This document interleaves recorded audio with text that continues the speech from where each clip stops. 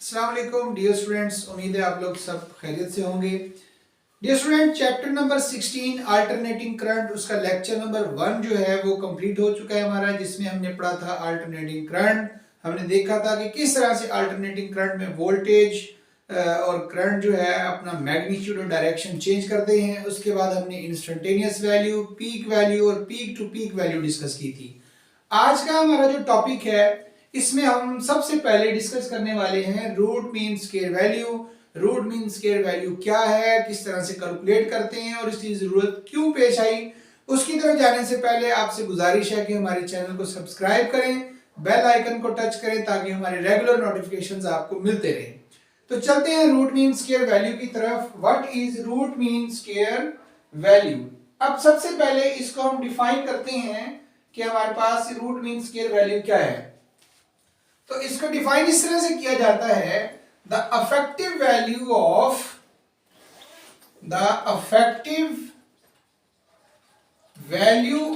Voltage, the effective value of voltage और current for complete cycle of alternating current या AC. तो जो हमारे पास अल्टरनेटिंग वोल्टेज या अल्टरनेटिंग करंट की जो इफेक्टिव वैल्यू होगी एक साइकिल की, वो हमारे पास होगी रूट मीन स्क्वायर वैल्यू। अब इसकी जरूरत क्यों पेश आई? असल में बात यह है कि वोल्टेज और जो हमारे पास करंट है इसकी हम मेजरमेंट करते हैं डीसी एमीटर से या डीसी वोल्ट मीटर से। अब ये जो डीसी वोल्ट मीटर की मदद से हम वोल्टेज मेजर करते हैं, तो ये जो डीसी वोल्ट मीटर है ये तो फाइंड करता है average value. DC volt meter जो है ये क्या काम करता है? एवरेज वैल्यू मेजर करता है। और हमारे पास एक साइकिल की अगर हम बात करते हैं, अल्टरनेटिंग करंट की बात करते हैं, तो ये आपके पास पॉजिटिव वी नॉट है, ये आपके पास नेगेटिव वी नॉट है। जब हम एवरेज वैल्यू लेते हैं इसकी, V naught positive V naught plus minus V naught divided by 2, ये हम इसकी एवरेज वैल्यू ले रहे हैं। तो एवरेज वैल्यू हमारे पास V naught minus V naught divided by 2, तो एवरेज वैल्यू हमारे पास क्या आती है? 0 आती है। तो हमने डीसी वोल्ट मीटर की मदद से जब अल्टरनेटिंग करंट, अल्टरनेटिंग वोल्टेज की मेजरमेंट करना चाहा, तो वो हमारे पास कितनी आई है? वो 0 आई है। लेकिन जब हम पावर कैलकुलेट करते हैं, जब हम क्या कैलकुलेट करते हैं? पावर कैलकुलेट करते हैं, तो पावर का रिलेशन हमारे पास है v स्क्वायर ओवर r। तो पावर किसके बराबर है? v square over r। और क्योंकि ये आपके पास स्क्वायर वैल्यू है, तो स्क्वायर में क्या होता है? इन स्क्वायर वैल्यू, जो आपके पास स्क्वायर वैल्यू होती है, in square value negative become positive,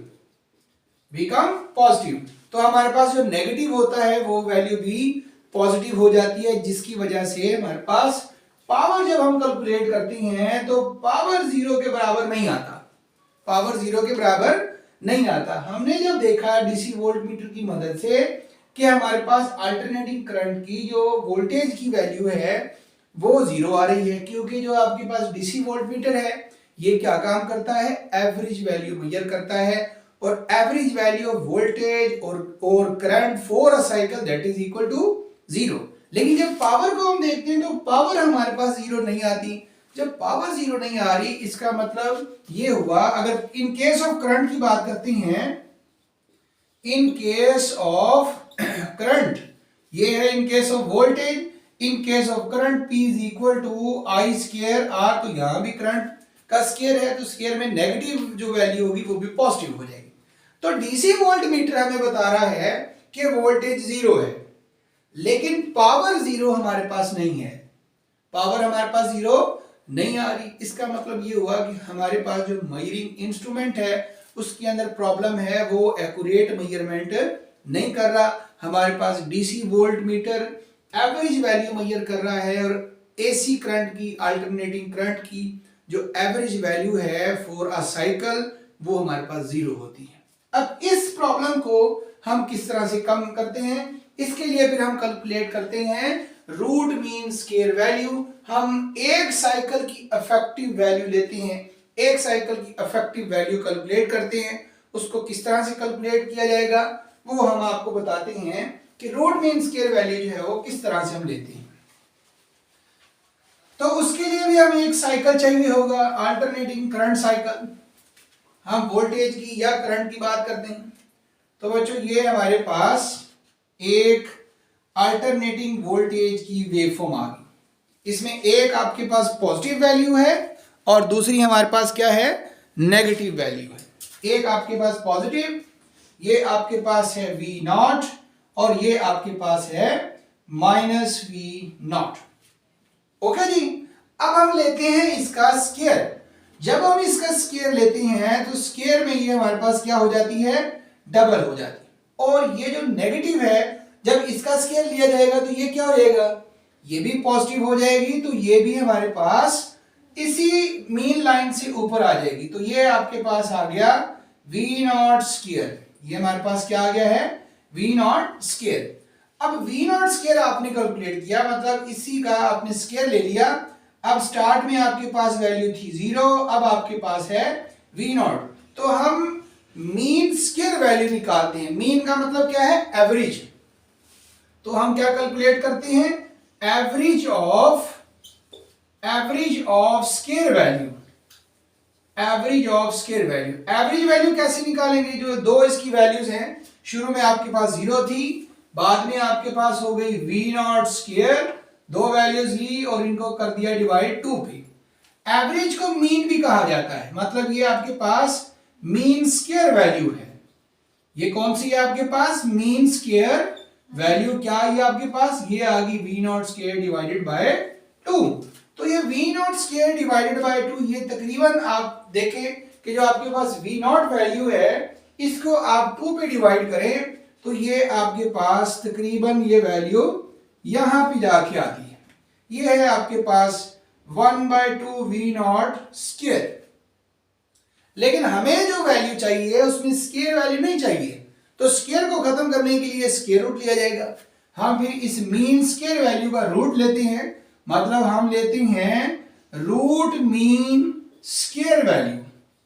root mean square value, तो रूट मीन स्क्वायर वैल्यू के अंदर हम क्या करेंगे, इसी V naught square divided by 2 का स्क्वायर रूट ले लेंगे। इस root mean square value of voltage, जो वोल्टेज की आप रूट मीन स्क्वायर वैल्यू ले रहे हैं, इसको हम रिप्रेजेंट करेंगे V और इसके साथ RMS, रूट मीन स्क्वायर लिखेंगे। Root mean square value of voltage ये किसके बराबर होगा, V नॉट स्क्वायर का स्क्वायर रूट अलग कर दें, 2 अंडर रूट का स्क्वायर रूट अलग कर दें, मतलब 2 का स्क्वायर रूट अलग कर दें। यहां से स्क्वायर रूट कैंसिल, तो आपके पास रूट मीन स्क्वायर वैल्यू आता है 1/√2 into V naught. Root mean square value आपके पास क्या आ गई, 1/√2 इंटू V नॉट। अब ये जो 1/√2 है इसकी जो वैल्यू है ये हमारे पास बनती है 0.707 V नॉट, या अगर आप परसेंटेज में देखें तो ये तकरीबन 70.7% बनता है। तो ये जो आपके पास मैक्सिमम वैल्यू है उससे तकरीबन 30% ये वैल्यू क्या होगी, कम होगी। तो आपके पास जो रूट मीन स्क्वायर वैल्यू है वो यहां पर आ रही है। ये बच्चों आपके पास है रूट मीन स्क्वायर वैल्यू, यहां पर हमारे पास बनती है रूट मीन स्क्वायर वैल्यू, जिसकी वैल्यू हमारे पास क्या है, जिसकी वैल्यू हमारे पास 0.707 V नॉट है। यहां पे आपके पास मैक्सिमम वैल्यू है V नॉट, तो V नॉट से थोड़ी वैल्यू कम बनती है रूट मीन स्क्वायर वैल्यू। तो अब ये है कि हमने जो डिवाइस बनाया है एमीटर वोल्टमीटर, तो वो क्या कौन सी वैल्यू मेजर करेगा, वो root mean square value measure करेगा। जब वो root mean square value measure करेगा तो उसका हमारे पास वैल्यू 0 नहीं आएगी। जिस तरह से डीसी वोल्टमीटर ने हमें वोल्टेज की वैल्यू 0 बताई, एसी जो इसी तरह से डीसी एमीटर था उसने हमें करंट की वैल्यू 0 बताई। लेकिन अब हम जब भी एसी सर्किट्स की बात करेंगे तो एसी सर्किट्स के अंदर जो वोल्टेज मेजर करेंगे या करंट मेजर करेंगे वो कौन सी वैल्यू मेजर करेंगे, root mean square value measure करेंगे जो हमारे पास जीरो नहीं होगी। इसी तरह से जिस तरह से आपने root mean square value voltage की फाइंड की है, इसी तरह से आपके पास जो करंट की रूट मीन स्क्वायर वैल्यू बनती है वो भी यही बनती है 1/√2 और यहां पर आ जाएगा आई नॉट या फिर 0.707 आई नॉट, 0.707 आई नॉट, ये आपके पास बनती है root mean square value of current. तो डियर स्टूडेंट ये था हमारा रूट मीन स्क्वायर वैल्यू। इसके बाद अगले टॉपिक पर चलते हैं और वो है आपके पास फेज ऑफ एसी। नेक्स्ट इसके बाद जो अगला टॉपिक है वो है फेज ऑफ एसी। एसी का फेज कैलकुलेट करते हैं। फेज हमारे पास क्या है, किसके बारे में बताता है? तो phase of AC, phase of alternating current.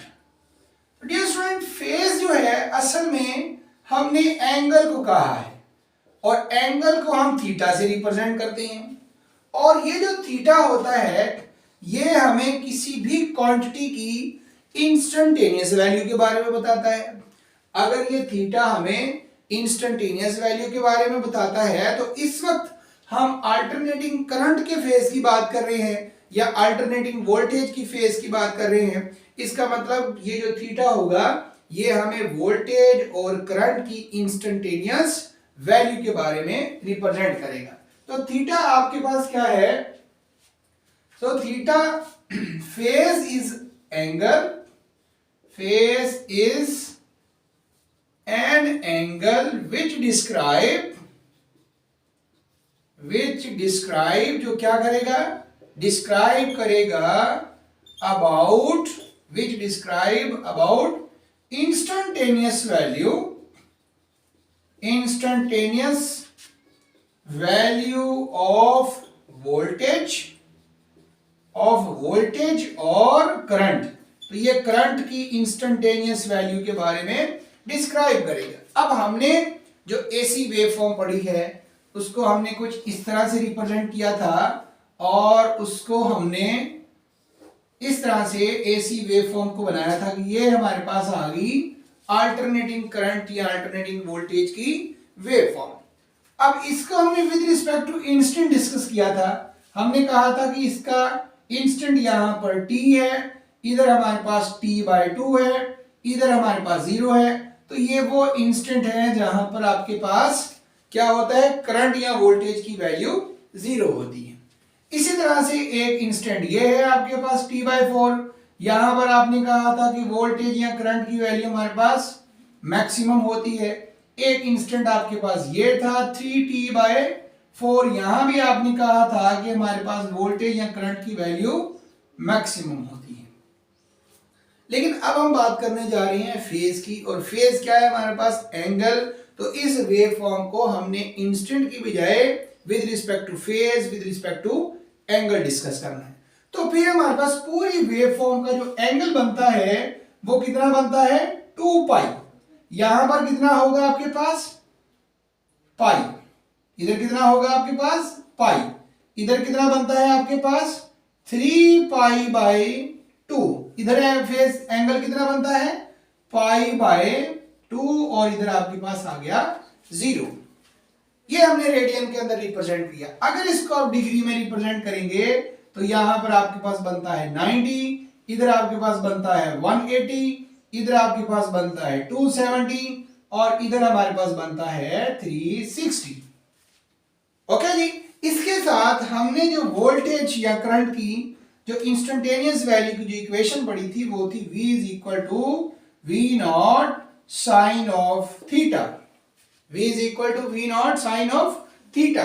अब बच्चों थीटा जब आपके पास 0 है, थीटा जब आपके पास 180 है या थीटा आपके पास जब 360 है तो इन फेजेस पर आपके पास वोल्टेज की क्या वैल्यू आ रही है? 0। वोल्टेज की या करंट की वैल्यू क्या आ रही है? 0। आप चेक भी कर सकते हैं, यहां पर लिखें V=V0 sin of 0। साइन 0 0 तो वोल्टेज 0, इसी तरह से v is equal to v naught sine of 180, sine 180 0 तो v 0। इसी तरह से v is equal to v naught sine of 360, sine 360 0 तो v 0। मतलब ये वो फेजेस हैं, इन फेजेस पर आपके पास वोल्टेज या करंट की वैल्यू 0 होगी। इसी तरह से जो दूसरे फेज हैं आपके पास, जैसे हम बात करते हैं 4 पाई बाय 2 या फिर 90 पाई बाय 2 या 90 की बात करते हैं, तो वहां आपके पास v is equal to v naught sine of 90, sine 90 जो है ये 1 के बराबर होगा और वोल्टेज आपके पास मैक्सिमम होगी v नॉट के बराबर। वोल्टेज आपके पास क्या होगी? Maximum v not.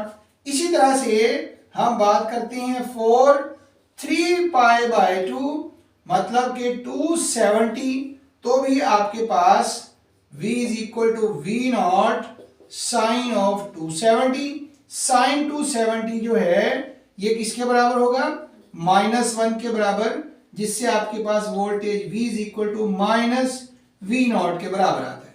तो ये दो फेजेस हैं जहां पर आपके पास वोल्टेज या करंट की वैल्यू मैक्सिमम होगी, और ये जो तीन फेजेस हैं 0 180 360 या फिर 2 पाई पाई और 0, तो इन फेजेस पर वोल्टेज या करंट की वैल्यू हमारे पास 0 होगी। तो ये आपके पास है बच्चों। अब आपको वो किसी भी फेज पे वैल्यू पूछ सकता है। वो पूछेगा आपको what is the value of voltage at an angle of 180 या पाई 90 270 2 पाई। तो हमारे माइंड के अंदर ये रिलेशन होना चाहिए, इस रिलेशन में फेज की वैल्यू पुट करके हम वोल्टेज या करंट की वैल्यू कैलकुलेट कर सकते हैं। तो ये था डियर स्टूडेंट हमारे पास अल्टरनेटिंग करंट का फेज। इसके बाद हम बात करते हैं नेक्स्ट टॉपिक की तरफ आने से पहले मेरा ख्याल है आज के लिए ये काफी है। इंशाल्लाह इसके बाद हम अगला जो हमारा टॉपिक होगा फेज लैग और फेज लीड, ये बहुत इंपॉर्टेंट टॉपिक्स हैं। अगले तमाम टॉपिक्स पे ये बेस करते हैं, इनको अच्छी तरह से पढ़ना जानना आपको अच्छी तरह से आना जरूरी है। इसलिए आज के लिए इतना ही काफी। इंशाल्लाह अगली दफा अगले टॉपिक पे मुलाकात होगी। अल्लाह हाफिज।